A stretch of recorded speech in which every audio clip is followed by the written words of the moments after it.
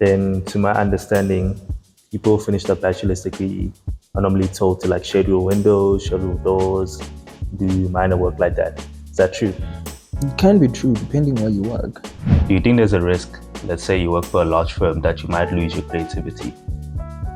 You definitely are going to lose your creativity if you're going to detail toilets for 2 years. You understand 2 years is a lot, and you actually, it's like, let's say a football player doesn't play for 2 years. You know what to expect, right? And what's the success rate for applying? Because I've heard it's very hard. It is hard, especially with architecture firms. It's very hard. But just take your chances. I don't know. If you can go there physically, go even and drop off your CV and your portfolio and all of that. But yeah. Because sometimes I started talking. Now you just finished your degree and you should be proud of your achievements. And the next step is to enter the real world and to start working in that career field. So I brought in people who've had success in finding a job. They'll be able to tell you how they did it and also give you a better idea of what employers are looking for. This is a 3-part series of how to get a job after getting your bachelor's in architecture.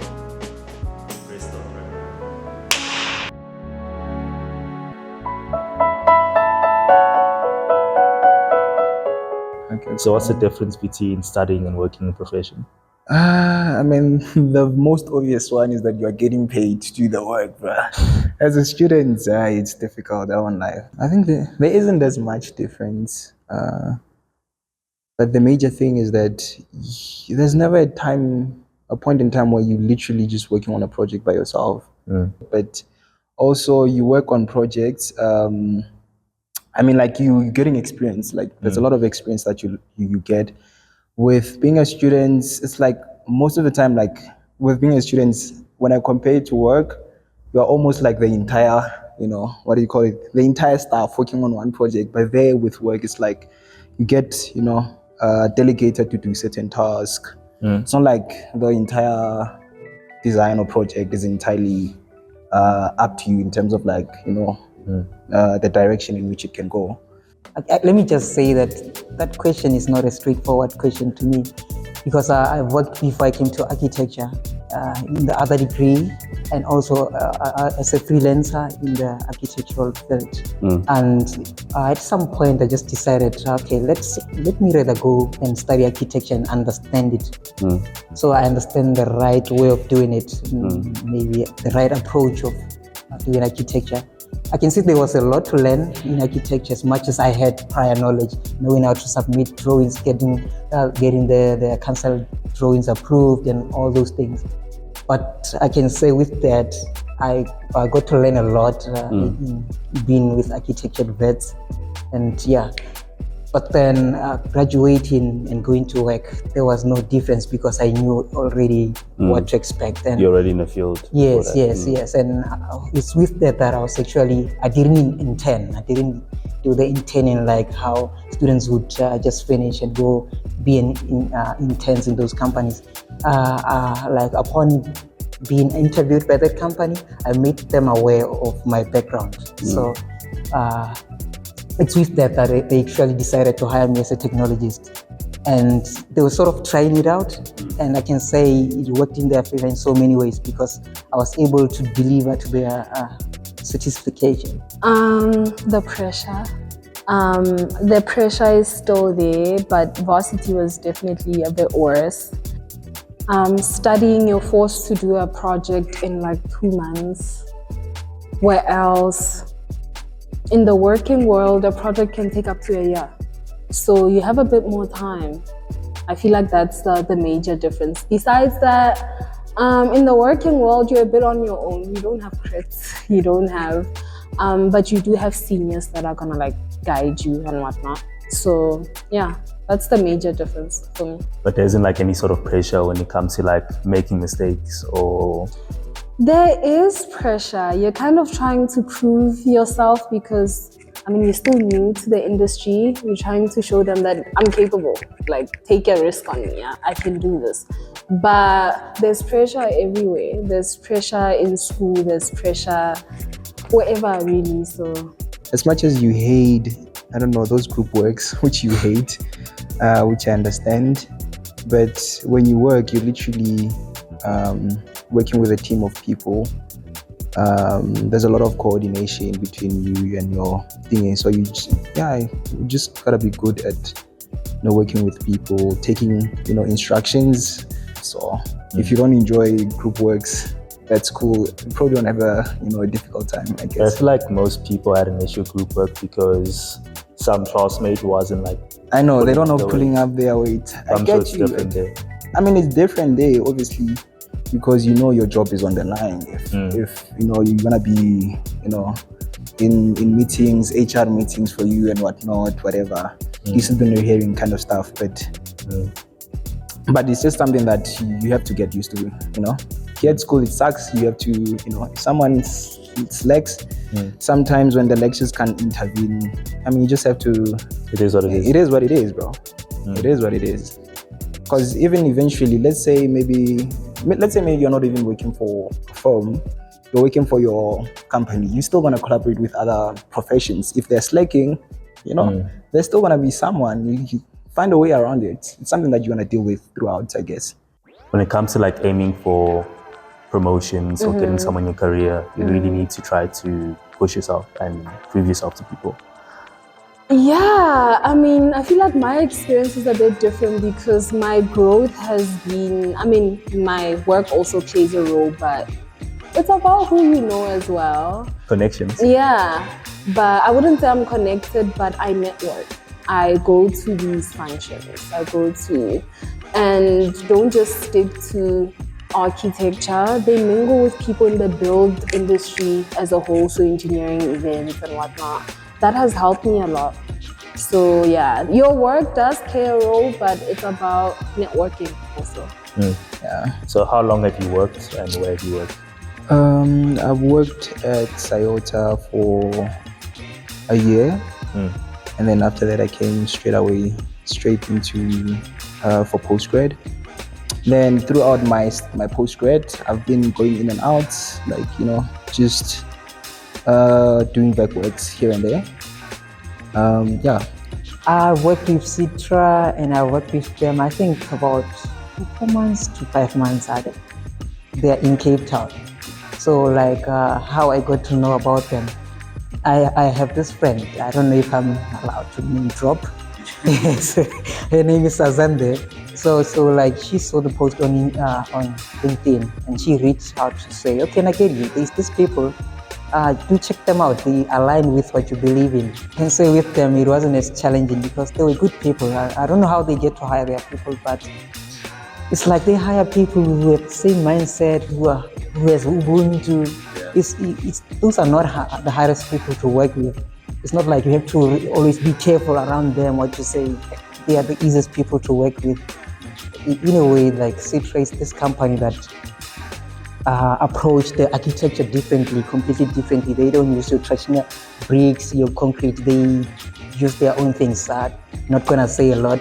Rather, you go to their website because a lot of their materials are protected. I've been working for almost 3 years now. It's gonna be 3 years in Jan. So what are you currently doing right now? Like, are you technologist? Are you? Well, yeah, I am a technologist on paper because I just got my degree, but I'm actually a BIM technician now for an engineering firm for Zutari. My first job was a surveying and architecture firm, fairly small, but I was working a lot with as-built. It was a big project, though it was for UCP. And yeah, we were just generating new plans for them and whatnot. Second job, I moved to engineering. I don't know, personally, there's more money in engineering. Or the growth can be a bit faster, where else in architecture, they look at the time you've spent in the position before you can see any growth. So yeah, second job, I moved to engineering. I was there for, first job 9 months. Second job for like a year and a half. Taught me a lot. Then now I'm with Zutari. I've only been with Zutari for like 2 years. Zutari or Oricon, it's a very big company. They had a plan in terms of where they want to take me in the company. And also it wasn't a junior position anymore. So I felt like already me just taking that job was a level up. Oh, so you know. already It was a- you jumped into a normal position Yeah. from studying. yeah. Crazy. Yeah. Okay. Yeah. Although I did spend some time with an international firm where it was architecture related also. I was there for about 2 months as well. Like overseas. Well, I was working here, but they're Oh, based okay. in London. And obviously the money is good because it's an overseas firm and whatnot. And they were doing more architectural stuff, where else where I am right now, it's engineering. How did you get into Toyota? Oh my goodness. Yeah, I was lucky, man. I was lucky. There was a lot of luck at play when around that time because I didn't apply after I finished my undergrad. So I started applying around January, and I think I was lucky. I don't want to lie. I think I was lucky. In terms of how I got my job, it's quite different. Because I remember when I finished my undergrad, because we were the COVID babies, so we studied through COVID. So for the 2 years, second year, third year, I was at home. Like I was studying at home during COVID, and then at the end of the day, I was so tired, but like I was so done. I didn't want anything to do with it. I was just so done. I didn't even check I didn't check my results. I didn't check anything. I was just so done. Like I didn't even have a portfolio to study with. Like I was so done. I was like, you know what? December, living my best life. But obviously at the back of my mind, there was still that fear that I don't want to still be sitting at home next year. You get me? I know, which is a bit irresponsible, and I wouldn't advise anyone to do that.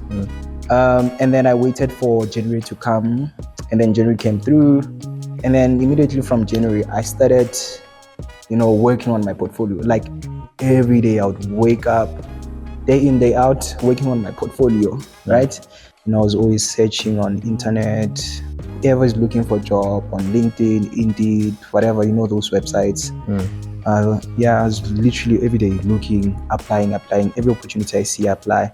So I'd literally do my portfolio, and then before end of the day, I'll check, what other companies are they looking and whatnot. Obviously, because I started a bit earlier before companies were yet open, so I gave myself, a bit of a grace period to like at least build up the portfolio. By the time from the, let me say the 10th, 15th, somewhere, I think they're starting to open a bit around that time. Then I started applying. Even around that time when I was applying, obviously. So I actually made it my job to look for a job. Like the act of looking for a job literally became my job. You get me? Yeah. So every day, like it was my 9 to 5. So if there's no job that's open, then it means I have to update my portfolio. Even if there's that little thing, okay, do that render. I was lazy to do it, do that render. I think, which is a beautiful thing when you look at our course. I think it's beautiful in that sense, because with other courses, I'm sure, your marks define, what you're capable of doing. But when with us, at least, I can constantly work on my portfolio. You know what I mean? Like I can constantly work on it and elevate my skill. Do you get me? Because when you go out there, what they want to see the skill. They want to see what you're capable of doing. What skill do you have? And you can always work on your portfolio over and over and over again. It doesn't mean because I got a 50% last semester or my final year, it's chai. No, you can always work on it. You can always build up your skill. When did you apply? My first job. Yeah, your first job. Like I actually applied, and the following day they called me. Really? Asked if I can go for an interview, yeah. And I went to the interview with 2 of my other friends that also studied architecture here at Wits. And we went to the interview. They were more interested in our Revit capabilities. They were like, you have the architecture degree, we know that you have the knowledge, but how good are you with Revit? We're also working with Point Cloud. I don't know if you guys are familiar with it. But yeah, they basically go and scan the buildings, and you use that scan to like model in Revit.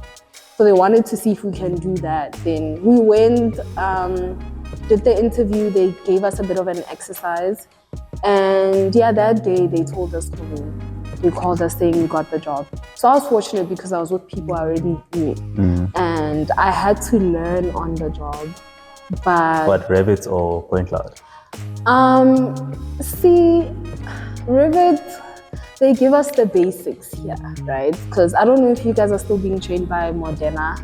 No, it's someone called Shamia, but it's a course from like 2020 or something. It's the same thing. Okay, it's the same thing. I think so, yeah. She's from Moderna though. Oh, okay, Yeah. okay. So she also taught me with it. So they give you the basics here. Like when I was here, I was still using field regions on sections and I didn't know much, right? Then in the working industry, there's something called BIM, Building Information Modeling, and they take it very seriously. So you can't be doing such things. So I had a lot to learn because I couldn't necessarily take the shortcuts that I was taking in varsity. So you recommend people know how to use Revit properly? Yes, definitely. Definitely, everyone is shifting towards Revit and anything Autodesk related. So AutoCAD as well? Yeah. Some people still use AutoCAD, but Revit is a bit more recommended because you work in 2D and 3D. So do you think there's an importance in like choosing a firm which aligns with what you want to do? Yeah, I think it's important. But other than that, we live in an economy that forces people to just do things that they don't really like because of money and whatever not. But with me, I'm so... You seem like quite rigid, like Yes, you know what yes. you want. It's this or nothing. Yeah, yes. So yeah, now we got interviewed and I actually thought we're not coming back. Yeah, because also with money, I actually wanted more since Cape Town is expensive. I didn't think they will come back to me, but they did, and it's with that I relocated to Cape Town, and I worked with them for 4 months because with the money that I asked, it was still not enough for me to stay in Cape Town. Yeah, but other than that, they were great people, and I love their technology. Yes. Most of the good opportunities, I think they were starting to dry out at that time. And then the moment I saw Sayota, I was like, hell no, there's no other way. This is the one. Wait, how did you see it? Were you on LinkedIn? No, I'm skipping the story. So I think I came across it and then I went to their website. And then they were not looking at that time. I think it was around, like I said, in the beginning, I was just applying. They were not looking, but I still applied on their website. I applied and then just sent my stuff, whatever, and then continue working on my portfolio. So the portfolio that I used at that time and the one that I used when I eventually applied was completely two different portfolios. And then by the time, I think it was around maybe towards the end of Jan or beginning of Feb, I don't remember. And then I saw it on LinkedIn. And when I saw it on LinkedIn, I was like, the search has to be open. This is it, because if I fail this one, I'm definitely staying at home, and I don't want to do that. Yeah, so I literally worked on it, bro. Like I reached out to people, I got feedback. I tried to, as much as I was working on my portfolio on my own, I tried to reach out to my seniors. I tried to reach out to whoever I could get to sort of like review my portfolio. Because like I said, for me, the portfolio was never a complete thing. It's just a work in progress. So I just kept on, asking advice. What can I do best? Whatever. Kept on working on it, just doing research. And then, when I saw that opportunity at that time, I was like, this is the one. So I think my portfolio was really good at the time compared to where I started. So I just applied. And then applying was not enough at that time. I applied, and then after applying, then I saw there was this, I forgot the name of the lady who I think is an HR. She was part of HR at that time. The one who's on LinkedIn. No, not now. It's at that time. Then she was like, if you want to work for this company, the people who post the job thingy, they were like, if you want to work for this company, please send me your thingy. But she was not in my connections on LinkedIn, so I couldn't DM her. So, but already I applied. So, and then I had to do the free, the trial premium LinkedIn thingy. And then I was able to directly contact her. And then I just wrote my cover letter, motivational letter, explain a little bit more. And I told her that I did apply 1, 2, 3, just to make sure that she knows I really need this, and I'm determined to get the opportunity. And then obviously, just putting the work, bro, and at the end of it, I just, pinned my attached my portfolio and then sent, and then I waited a couple of weeks, and then Weeks.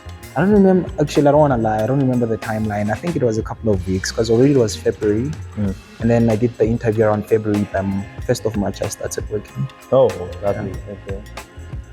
When did you apply? Like, of course, you end third year in like November. Yes. Were you done with your portfolio by then? I wasn't done with my portfolio. I actually started applying, I think, October. So before I was even done with my finals or anything like that, because I knew that it's hard getting into the industry. So I started beforehand. At some point, I Googled all the architectural firms in Joburg, and I was just sending emails along with my portfolio, whatever I had. And I remember in varsity, my portfolio was not good enough. Oh my God, there's been a lot of growth. I felt like it wasn't good enough, but with the interviews that I had, they would tell me, I still need to put in a bit more effort, but they can see what I need and they can work with what I have. So some people will give you a chance. It was just a problem of they're not willing to, I don't know, give you the amount of money that one would need to sustain themselves. Like I just want to pay rent and be able to go to work and live a normal life. And if you're giving me less than 10,000 rand in our economy, that's not going to work. And also the fact that you're required to go to site a lot. And with smaller firms, they don't have company cars. You have to already have a car. And I'm a student. I don't have a car. So do you feel like there's some sort of bias people on cars? Yeah. And a lot of people feel like architecture is for like moneyed people. And I we've get heard why. that before, especially when studying. It's quite a classist. Exactly. And to a certain extent, it's true, because if you're starting out and I should have a car and you're offering me 8,000 rands, I should pour my own petrol, still pay rent, like it's not realistic. Even while studying, models are expensive. Yeah, 3D printing is expensive. So yeah, it does require you to financially to be okay. So that's the end of part 1. There's a newly launched website called ArchiJobs SA which can help you find a job. It covers a range of professions such as architects, architectural technologists, architectural interns, urban designers, and even interior designers. Also shows you what practices are currently hiring. This isn't a paid promotion, but I thought the website is cool. Check it out. If you want to see part 2 of the series, please click on the video on the right.